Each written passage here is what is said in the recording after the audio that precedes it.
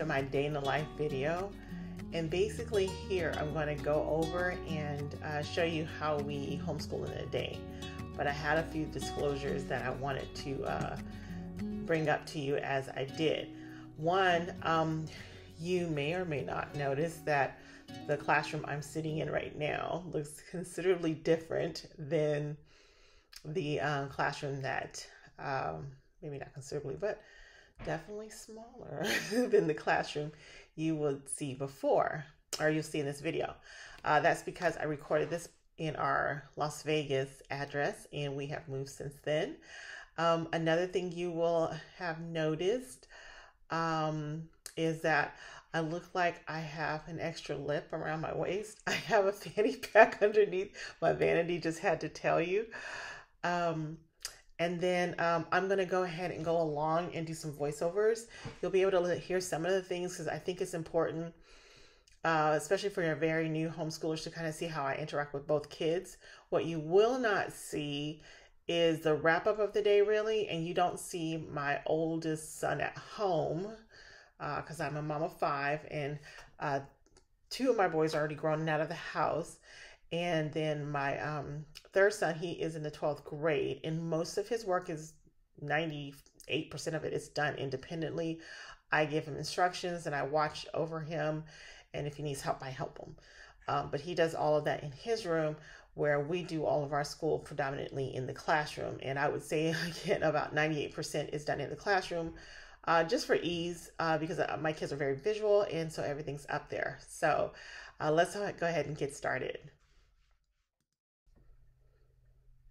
Okay, so here I'm giving my first grader his worksheets to do, letting him know what he needs to do, and he'll work on this work independently while I do Barton, which is our dyslexia program with my 8th one. And so now we're doing Barton work and everything's set up. I'm having him set his timer.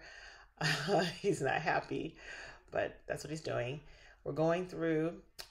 So my first grader, my son, he wants to interrupt our session. Then this does happen, and so I just remind him, even though he's saying cute things, to focus on his paperwork so that I can focus on his brother. And most days it works, but sometimes, guys, it doesn't work.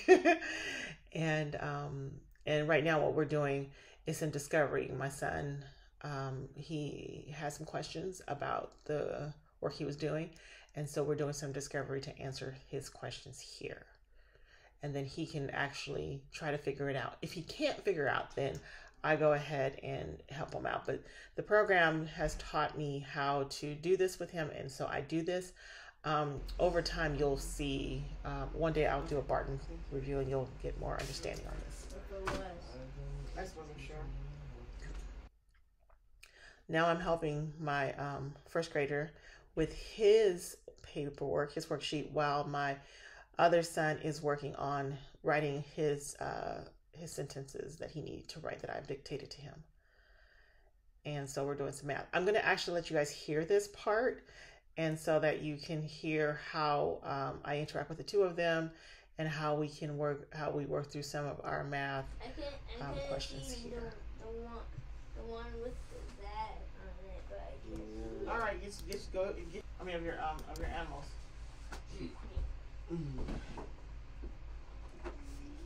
Here. Getting him. So give me 3.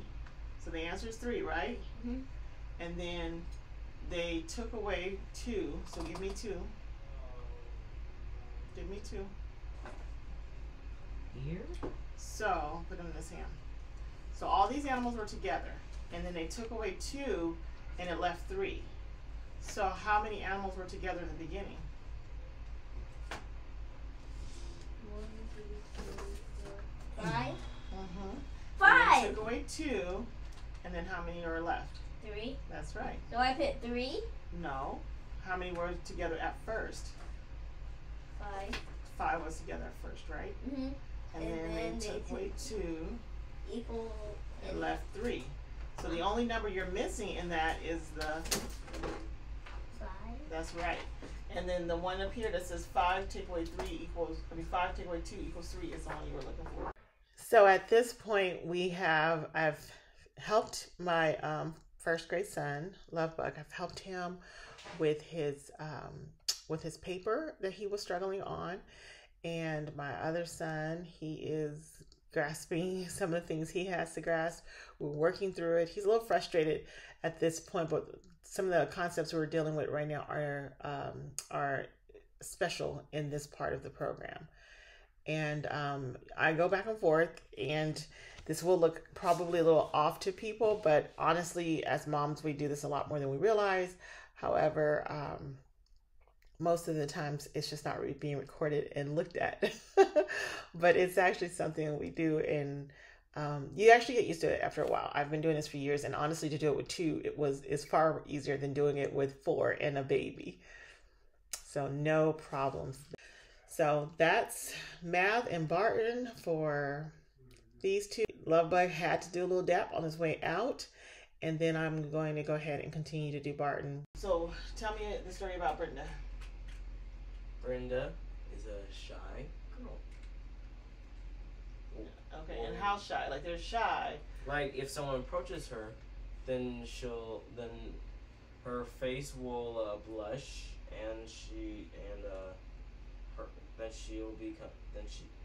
become speechless. Do you think Brenda likes being shy? No. Why do you think that? She wants to chat with people, and she wants to laugh with people, but she's just really shy. Yeah, we've been there before, huh? Yeah, I've been. I've been there before. People don't understand how hard it can be.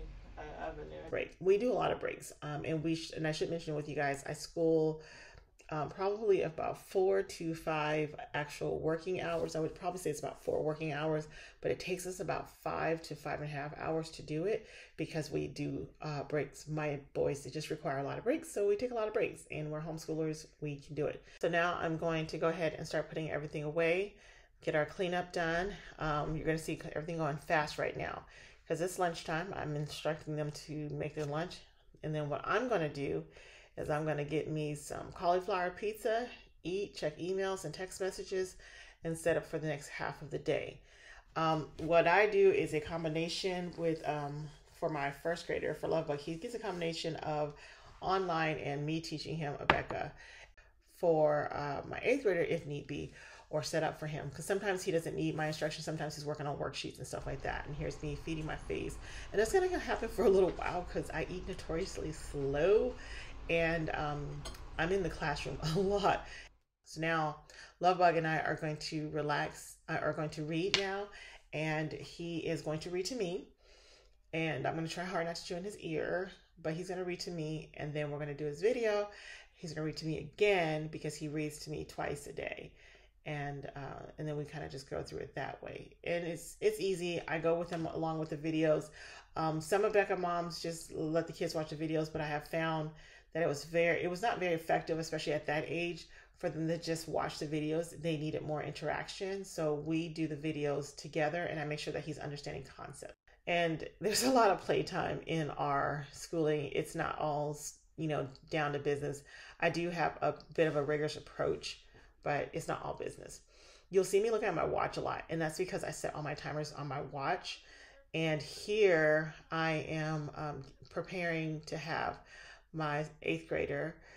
He is going to stop writing his paragraph to go ahead and come back and do his history work as I wrap up math with Lovebug.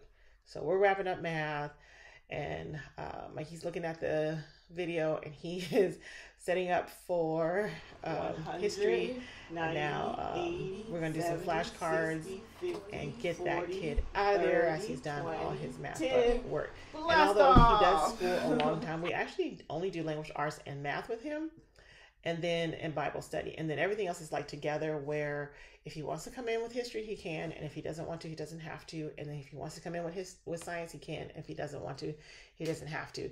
He's first grade. We do co-ops and stuff, and it includes all that. So now I'm doing history and geography with my 8th grader. And right now he's checking out China, because we're covering China here. And then he's going to look for China on the calendar, and then look for the continent of Asia on another calendar, on another map. And then here I am reading to him out of his history book as we talk more about China.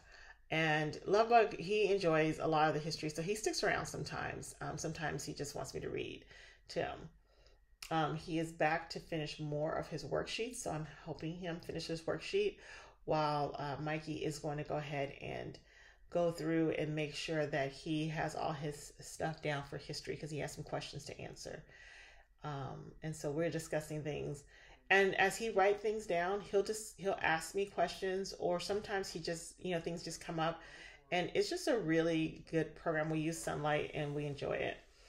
Now we're doing science. This particular book is called Blood and Guts. We are dealing with anatomy. And so right now we're learning about the body. And Lovebug loves it. As you can see, he just likes to sit there and learn and absorb.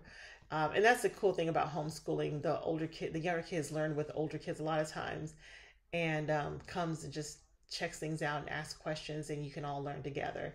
And if they're not ready to, it's okay because you're going to revisit with them later. So we are just about done. Lovebug is showing you how dirty his nails are. I'm a good mommy, guys. It's just, I fall behind sometimes.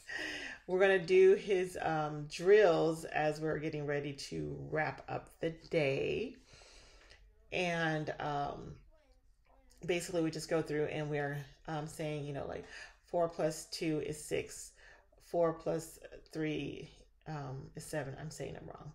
And then he's doing his last video of the day. So he has 3 videos that he does throughout the day in his worksheets. He breaks a lot. He could literally get all his schoolwork done in about 2 to 2.5 hours. He breaks it up into a whopping 4, but he's happy, so whatever. We let it happen. And then Mikey is over there doing his coding that keeps his brain activated, and we do like that he's doing coding. We'll go ahead and close up the day. Hopefully we clean up. Not always, but hopefully we do.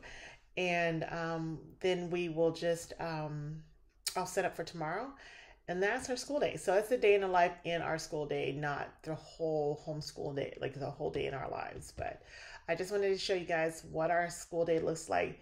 It's in the classroom the whole day. Most homeschoolers, I don't think they actually do that. But it works for us. After many years and many kids of homeschooling, this worked better for us because we were losing stuff so much and we were wasting so much time trying to find our books and everything all the time. So when God blessed me again with a classroom, I promised I would use it, and I made it where it was just bright and comfy, and we had a place to relax. There's some areas you can't see in the video because I just pushed record on my computer. But, there's a place where you can kind of just go into the little teepee and lay in there and relax. And it's just so cozy. Every one of us has gone in there and fallen asleep. And I don't have it in this classroom. And we do go out of this classroom a little bit more now, just because that one was just set up so well for our needs. So if you can, you do. And if you can't, you don't. But I prefer to stay in the area, because if I can stay in the area, then I deal with less of the losing stuff, misplacing things, leaving things on the table or whatever, and then someone else picks it up and no one remembers where it is. And that was just so much wasted time for us for so many years doing that, and I decided I don't want that anymore. So that's pretty much why we stay in the classroom. But to each his own. It's okay. And I should note that my 8th grader Mikey, he actually does do some school in his room. He'll go off in his room and do some school because it's quiet and he needs that. He's very easily distracted, and so it's very important that we get that quiet time for him. So he does do that, and he has a desk set up in there and everything like that. So that does happen. A couple other things I should note: that I am a briber. I have my little jar of goodies here, and the kids, if they earn an A, then they can A+. They can get one of those once a day. And if we accomplish our full 4 days a week, then I have a bigger jar where they get gifts too. So those are things that I do as well. But just wanted to share with you guys, and I'm so glad that you took the time to watch this video. Thank you so much, and we can't wait to see you on Homeschoolific. Join us at homeschoolific.com if you have questions on how to homeschool. Keep watching for more videos coming up, and don't forget, now that we've moved, we're also doing videos for Homeschoolific on the homestead. If you have any questions, please put them down in the comment below, and don't forget to like and subscribe.